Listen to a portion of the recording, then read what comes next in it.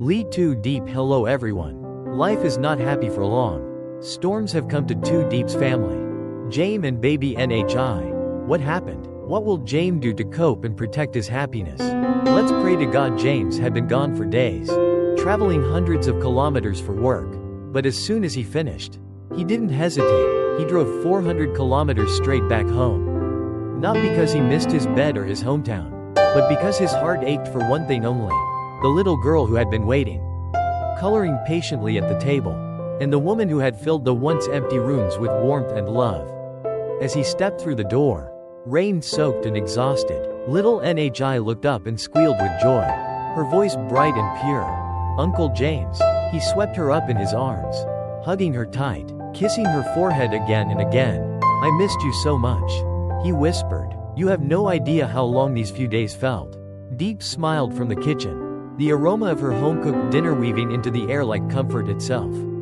James looked at her with a soft grin. She didn't say much, but her eyes said everything. They sat down for dinner, laughing, feeding NHI grapes, asking about school, about songs she'd learned, the reward stickers she'd collected.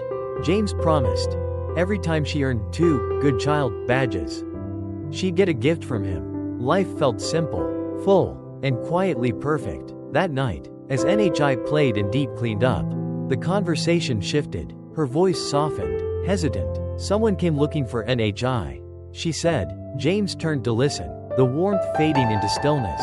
A woman, she said. She's Nee's grandmother. She wants to take her home. She's coming back with papers. She said, I'm not her real mother, so I have no right to keep her. Silence hung in the air like a heavy curtain. James's jaw tightened. His eyes, once gentle, turned sharp with thought. Deep's voice broke, trembling. I love her like my own child. She is my child. What if they take her away? James took her hand. We don't know who that woman is. We don't know if she's telling the truth. But I will find out. I won't let anyone take NHI from us without knowing the full story. And if it turns out she's not who she claims to be, I'll fight. I'll protect you. I'll protect NHI. No one will take her without going through me. That night, they didn't sleep much. James stayed awake, thinking, planning. He called contacts, made arrangements, set up meetings with local authorities. But before diving into the storm, he wanted to give NHI a memory, a beautiful day. Just in case. The next morning, they went out together. James bought NHI new clothes, soft winter jackets and pretty dresses. He let her try them on, twirl like a little princess, and laughed at her innocent joy. At the park, they played games, climbed slides, colored statues, and James crowned himself the judge of a coloring contest between Deep and NHI.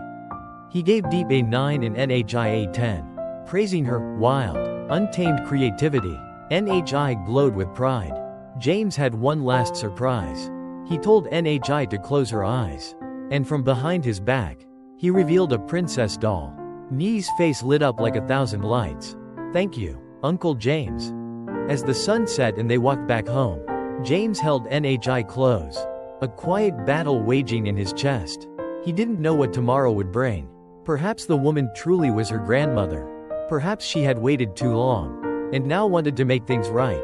But James knew one thing for certain: he would not hand NHI over to anyone without truth, without proof, without knowing, deep in his bones, that she would be safe, loved, and cherished. Because love, he realized, is not only about holding on. Sometimes, it's about knowing when to fight, when to let go, and when to stand guard between the people you love and the world outside.